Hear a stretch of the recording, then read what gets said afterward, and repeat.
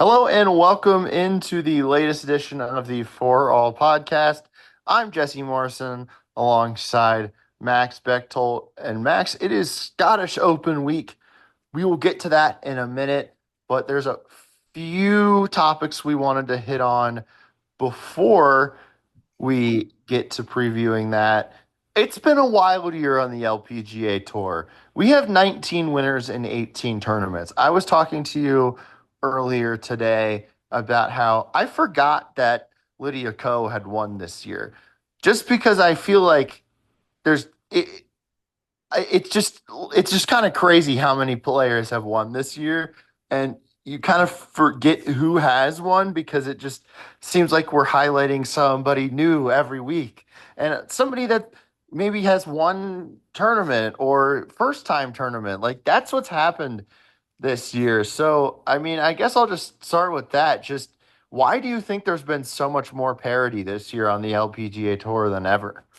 Well, I think the number one answer we have to go to is we these rookies are so good. I mean, that's the first thing that we have to look at is we've had three rookie winners so far: Chisato Iwai, um, Rio Takeda, and Ingrid Lindblad. These are three players who we knew were coming, who we knew had a lot of talent, and now we're having a new one added with Lottie Woad as well. This rookie class, I really think is going to be one that's looked back on in years as kind of that rookie class that is just a defining one. Like you're going to look back in 5 years and say all those players were rookies at the same time. And then I think the other big thing right now, and we'll get into this, a little bit more and get into the parity right now. But when you look at the winners and how many different countries they come from, and we've talked about how this is really a global tour and how much greatness there is from other countries. But let's just like read off the countries that have won on tour: South Korea, the United States, New Zealand, Japan, Sweden, Thailand. Let's see, Spain, Australia. Like all those countries have won so far this year, and we're only halfway through. And so it's pretty incredible that we've had just so many countries win. That's almost as many winners as you'd expect to have at this point of the year. And so, yeah, I just think that the globalization, we're really just starting to see that kick off. And with Japan, we're really seeing it. But we're seeing it. We talked last week about Australia. Yeah, there's just a lot of countries that are really excelling right now. So these rookies and I think the globalization are adding a lot to it. And how much do you think it's just there are more there are more great players out there? Like the level of play is better than it's ever been. I do. I think the level of play is better than it's ever been. And you're seeing some of these older players. Like in the last few years, we've seen players like Anna Nordquist really kind of drop off and Stacey Lewis kind of drop off. This year, we're not really seeing those older players drop off as much. You saw Madeline Sagstrom won. You saw Carlota Saganda win. So we're still having some of these older players, some of these players in their early to mid 30s play really well while also adding new talent onto the tour. So I think we're just not seeing players drop off as much while we're seeing these young players rise. And I think it's a really good sign for the tour. Yeah, and I mean, you even go back to last year, we saw Amy Yang win. Mm-hmm. I believe she was 34, 35 when she won her major last year. So, I mean, yeah, I guess longevity. I mean, as sports science continues to evolve, I Yeah, mean, and we're really seeing. I think this is like the first true generation of players that just really like grew up training for this. Like yeah. not just like on the golf course and on the range, but in the weight room. And I think we're seeing, well, obviously, we've seen some early retirements from players like Lexi Thompson and Marina Alex. Like we are seeing a little bit more of players playing into their early 30s and playing at a pretty high level. And obviously, it was a big talking point at Evian last week where the oldest player in the field was 38. I don't expect that to be the case in 5 years. I think we're going to start to really see some of these careers drag out a little more. Yeah, and I mean, I think even Lexi, like, yeah, Playing she's great. retired, but Yeah. she's been playing really well in her kind of part-time schedule that she's been uh doing. So, I think that, maybe we could see players do that too, like retire but not really, retire but play 10 times a year, Yeah. that kind of thing. All right. Well, we are, believe it or not, into the second half of the LPGA season. Obviously, mentioned the Scottish Open coming up, but there's a lot of other intriguing tournaments coming up. Obviously, the AIG Women's Open, if you want to call it that. I prefer Women's British Open, but I'll call it its official name. AIG Women's Open. That's next week, uh, after the Scottish Open. And then you've got some back in North America, uh, and then you go on later in the year. You've got uh, the CME, you've got Grant Thornton, a lot to Back look to Asia for a couple weeks. back Like, to Asia, yeah, for sure. Not just a couple of weeks. It's like five tournaments. September, very small amount of only two tournaments in September, so that's interesting. Yeah, just kind of what are you looking for in the second half of the year? Oh, I forgot to mention the Annika, obviously a big one. mhm. Yeah, I'm looking for. I mean, this isn't like last year where we had Solheim Cup and Olympics on top of all of this crazy schedule. Like, this is a little bit of a calmer year. We do have the international crown coming up in Korea, which I'm very much looking forward to. I think that's a terrific event. I think they need to find a way to play that a little bit more often. I know they play it every other year, but I think that getting some more players just outside of Europe and the United States playing match play every year is just a good thing. But I'm really looking forward to that event. Then you got your classics like the Portland Classic, one of the oldest tournaments on the LPGA Tour. The CPKC Women's Open used to be a major. Once again, a big event that usually has a huge crowd following Brooke Henderson around. That's where they have the hockey hole, which is a fun one.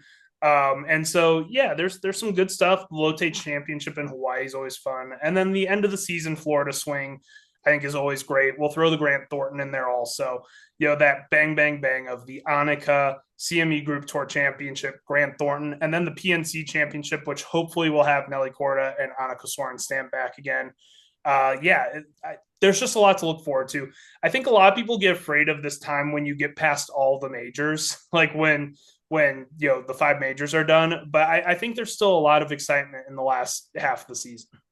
Yeah, and I agree with you that there's a lot of excitement, but I do think they could space the majors out a little bit better. It's kind of all jumbled in the summer, I and was thinking the same thing where I would probably move the PGA Championship to September. yeah, But the a couple of years ago at Pebble Beach, they put the U.S. Women's Open over 4th of July weekend, and I thought that was a really, really great time to play that event. Having a U.S. Open over 4th of July, it kind of mirrors the men's tournament, which is played over Father's Day, so getting it kind of on a holiday weekend again.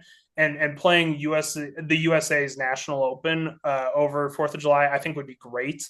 And you get rid of that issue where the U.S. Women's Open often is in competition with the Memorial, which is one of the biggest PGA Tour events. And then I think you open up some more courses when you play in September also. If you put it late enough September, you can get some of the more southern courses, I think, where it's not 110 degrees outside. So I kind of agree with you where spacing out the majors would be a good idea possibly. But for right now, I still think this second half is pretty great. yeah, for sure. I agree with you. What are some of the storylines you're kind of watching? Obviously, for me, it's going to be, uh, can Nelly find the form? She didn't play well at the Evian, drove the ball not very well. Uh, I I also am intrigued to see if what Gino does and if she can finally get her, not finally. I mean, we talked about this on last week's podcast. She's only 22. Uh, but if she can break the seal and win her first major, I'm intrigued about that. And then obviously, I think it'll be an interesting race down the stretch for, who's gonna win in the end, win the CME. So I've got five major storylines I think that I'm gonna be watching, and this is in order. One, Lottie Woad. I Oh, think is without a doubt the most intriguing storyline the rest of the season. Now that she's a professional, now that she's going to be on the LPGA Tour full time, we've seen her play great the last two events she's played in. What does she do next? So I think that's the most intriguing. Number two, I agree, Nelly Corda. Nelly Corda is actually playing just about as good as she did last year. It's just like we said, level of play is rising a little bit. Some of her play hasn't been super timely. I think she's been a little bit. We've gotten to the point where we can say she's been more consistent than last year because we've reached the point where she had some disastrous weeks last season. So I think now we can kind of say she's been a little bit more consistent than last year, but she's just not getting in that winners column. So seeing what she can win when I'm looking at the schedule, obviously Vianica is one that's just circled in Sharpie. She's won that a few times. She's super comfortable on that course. In Florida, we always talk about Nelly in Florida, how well she plays. So that's one that I'm really looking at for her to win. And I think in Scotland as well, which is a little bit unusual to see her play, but I think that's a course that could suit her pretty well. So that's my second most intriguing storyline. Third is Rose Zhang and Lilia Vu, who have both dealt with injuries this year, and it's really, really impacted their play. I'm going to be interested to see if they start getting a little healthier this year, if their play improves. We think that they're two of the best players in the world when they're healthy. So I want to see them get healthy and see them get back into form. Four is Minji Lee. Can she finish this off? She's arguably the best player of her generation. It gets into like the debate of what's her generation. Are her and Lydia of the same generation? But she's arguably the best player of her generation. She does not yet have a Player of the Year award. I actually picked her last year to win, and that didn't go well. Can she finish it off? Can she get that Player of the Year award? And then my fifth one is Gino. Like, can she like just kind of really emerge as like the new superstar? Can she overtake Nelly for number one in the world? Feels like every week we talk about that, and every week she almost does it. I mean, it took a player going 7 under through 6 holes to do it 2 weeks ago. So, like, I that those are the five storylines that I've really pegged down as like, what am I looking for the rest of the year? What's interesting to me? yeah, I guess a couple more that I have, or at least one more that I have, is going to be Lottie Woad as well, but I'll throw in Rio Takeda in there, maybe Rose Zhang. I guess Gino is still young enough to be in this conversation. I'm just kind of watching for like who do I think is going to be the future of women's golf? Who Ronan Yin, you should throw in there as well. So same yeah. with Aaron Yu. Those would be all the players that have just been mentioned would be the ones that I would really put like as like the pull players for that. Yeah, I'm just kind of going to be watching like who do I think is going to be the future of women's golf by the end of this year. And I'm also intrigued to watch, in the limited tournaments that she does play. I'm interested and we know we just talked about her, but I'm interested to see how Lexi plays and if she can get sneak in there and get a win because I feel like she's been close this year. So I think it would be interesting to see if she can kind of get a sneaky but not that sneaky win. I'm skeptical that we'll see her again till the Florida swing, which sounds crazy because that's all the way in November. But I do really think we're going to see a pretty sustained absence from her. But looking at that course with Dianica, she's played that one as well as well also, and she plays well a lot in Florida too. So I could definitely see her getting in the mix there. All right, let's let's move on to the Scottish Open. Scottish Open coming up this weekend in a Scottish town I cannot pronounce. So I will just skip that. Even though I'm Scottish, I should probably know how to pronounce I'm to Ayrshire, right? Gales, something like Gales, that. Ayrshire. I think you Yeah, got it. I think you got it. yeah. Yeah. I'm Scottish. I'm Scottish too, so I'm with you. If it's not Scottish, it's crap. Yeah. I don't know if you know the SNL skit. Uh, but You know yes, what? For how many obscure SNL skits are in my head, that's not one of them. it is it is Mike Myers. If it's not Scottish, it's crap. Okay, most of my obscure SNL knowledge is from the 2000s. So Yeah, it's one that my parents showed me. But anyway, this event decent field. Some missing players. We don't have Gino in this one, which is a real bummer. But we do have Nelly. We do have Minji Lee. We have Yalimi No, Rio Takeda, uh, Chisato Iwai, Ayaka Furue. Like we got some good players in this. It's not that tournament from in Mexico Mexico. Yeah. a few weeks ago, which was uh, a sorry excuse for an LPGA event. To be completely honest with everyone, just kind of Last week I did my rankings for the tournaments of the season so far, and you can guess what came in last. that one. Yes, Yeah, that was a rough one. They might need to think about moving the schedule around so that one is not right before a major. I would agree. Because otherwise it would get a good field, and then I think not having to travel outside of the United States for the tournament before the major would increase that tournament's field uh, a little bit. But yeah, I mean, what do you know about this course? What are you looking forward to watching here? Um, and what are some storylines people should be watching going into this one? Yeah, I mean, from what I could tell last year from watching, it's a pretty traditional links course, Scottish links course. Looks like an open course. Like if you love watching open golf, like I do, if you love watching, just play in Britain, this is a course to really, I think highlight a little bit. I love Scottish golf, so this is one of my most anticipated tournaments every year. I went to Scotland a couple of years ago, and it's like just the greatest trip ever, and the golf is the best that you can imagine. And so I'm really excited to watch a couple weeks of British golf here. Um, I think a player to really look out for is Minji Lee, who I kind of just talked about with that Player of the Year thing. She was in heavy contention last year and just kind of blew it at the end. So clearly she's pretty comfortable on this course. And so I think that she's a player to definitely look out for. Um, I think Nelly is just look. We talked a little bit after our last recording, like, hey, we didn't mention Nelly once, and so now I'm going to mention her. It was pretty rough watching her hit the ball off the tee um, at the Evian. She if she didn't have her least fairways hit of her career in a week, it was darn close to it. So I'm going to be looking for her to get that ball a little straightened out. This is a course that players who are good ball strikers can succeed on, I think. And so those are really the two players that I'm really looking out for. Also, Lauren Coughlin, who won last year on this course in this event, has kind of had a little bit of a weird season. Started off pretty strong, started off back in the form that we saw from her last year. Last month or so, the results have been going in the wrong direction. So seeing if she can get back on track on a course she's comfortable on. Those are really the three big things that I'm looking for here.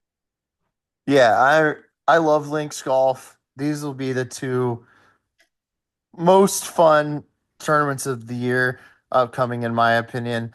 Like literally, if I could play any golf in the world at any time, it would be in the UK. Yep. Like I really think it's the courses are just beautiful. I love the pot bunkers.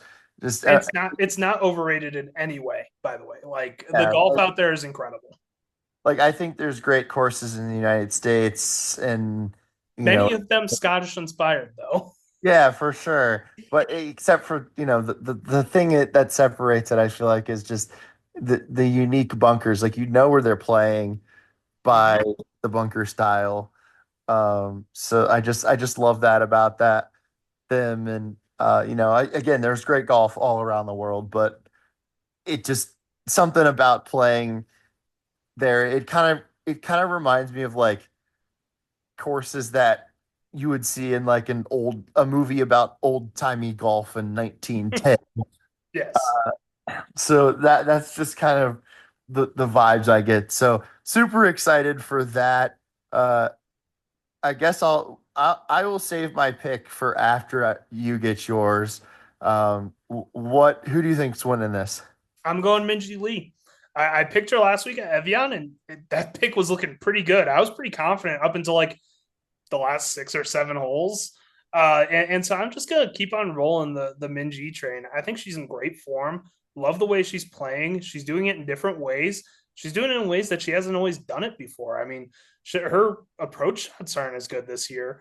She's traditionally one of the best approach players in the world.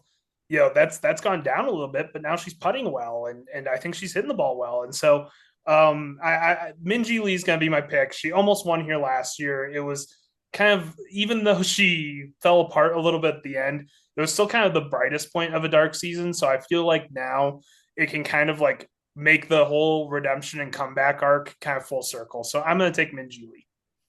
All right, I'll give my pick. Last week, you predicted, Max, that she would win before the end of this season. Mm-hmm. English player. Yeah. This is Links Golf. Yeah. I She think plays well in links golf too. I think Lottie Woad gets her first LPGA win here. Uh, and I think she might do it in convincing fashion. In no way, shape, or form would I be surprised. She would easily be in my top 3 or 4 picks. Easily. All right. Well, before we get out of here, what is on the site? That is forall.com, FORE-ALL.com.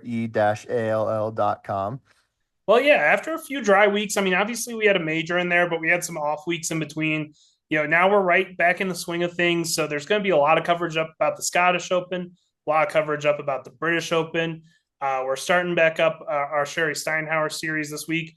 It's going to be an article about her British Open wins, kind of in honor of the event. So be on the lookout for that. Got some great quotes, got some great opinions from her about the British Open and its kind of history as a major. So be sure to check that out. Also check out the newsletter. Still chugging along, still giving my picks on there.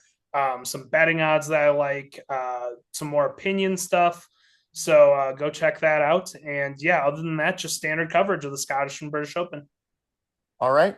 Make sure you go check all that out. FORE-ALL.com, forall.com. And we will talk to you next week.